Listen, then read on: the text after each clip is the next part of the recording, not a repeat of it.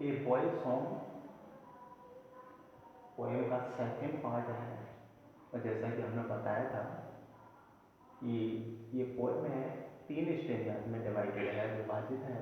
First stanza को हमने पहले ही पढ़ लिया है, उसकी समरी क्या है। सेकंड स्टेंजा के बारे में बात करते हैं अपन। सेकंड स्टेंजा में हम देखते हैं टू काइंड्स। काइंड्स का मतलब है प्रकार। ऑफ बर्ड्स, पक्षी आर मेंशन्ड। 2 प्रकार के पक्षियों का उल्लेख किया गया है। सेकंड स्टेंजा में हम देखते हैं कि 2 प्रकार के पक्षियों के बारे में बताया गया है। 2 प्रकार के पक्षियों का उल्लेख किया गया है, उनके बारे में बताया गया है। पहला है ब्लू टिट। ब्लू टिट एक चिड़िया का नाम है। सैड जो कि बैठी हुई है ऑन ए श्रब्ज। श्रब्ज का मतलब है झाड़ी, जो कि झाड़ी पर बैठी हुई है।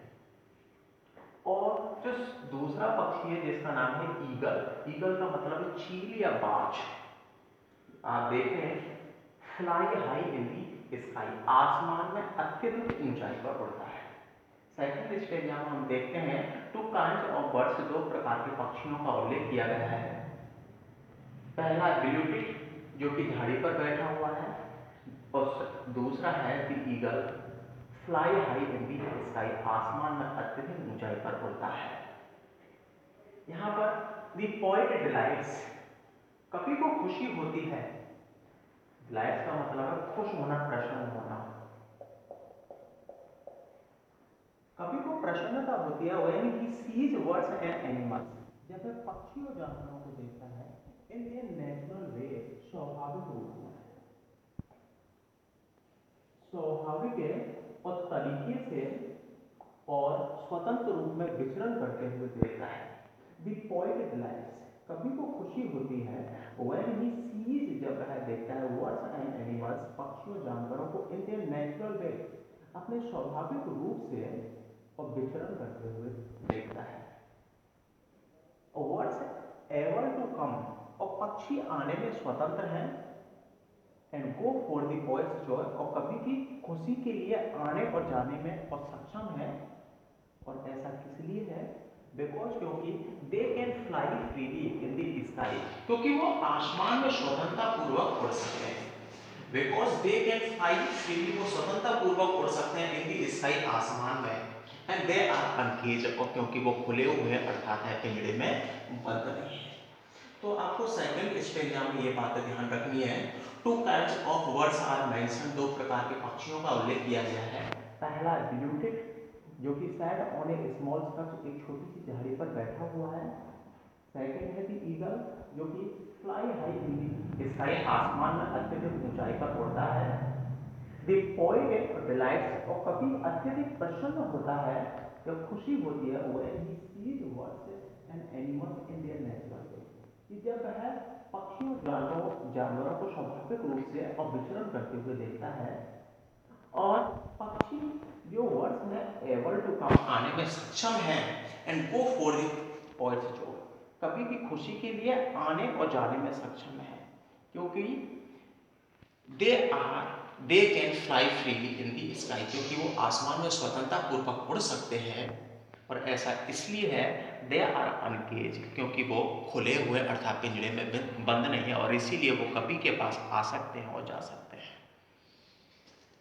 हम थर्ड स्टेंजा के बारे में बात करते हैं। इसमें एक शब्द का प्रयोग किया गया है, सनवार्ड वे। सनवार्ड वे का मतलब है सूर्य की तरफ यात्रा। इसका मतलब है सूर्य की ओर यात्रा। तो एक जर्नी टूवर्ड्स द सन, सूर्य की तरफ एक यात्रा। और यह एक इमेजिनरी यात्रा है, काल्पनिक यात्रा है, वास्तविक यात्रा नहीं है।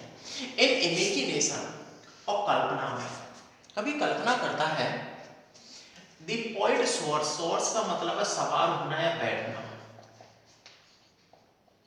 कि वह बैठा हुआ है high and high on eagle's wing, कि बाज पक्षी के और जो पंख हैं उन पर बैठकर आसमान में अत्यधिक ऊंचाई पर और उड़ रहा है। यह केवल कल्पना है, ऐसा संभव नहीं है। एक बार दोबारा देखो, इन इमेजिनेशन और कल्पना में द पोएट सोर्स, और वह बैठ जाता है बाज पक्षी के पंखों पर और आसमान में और अत्यधिक ऊंचाई पर उड़ता है, जो कि संभव नहीं, केवल कल्पना है।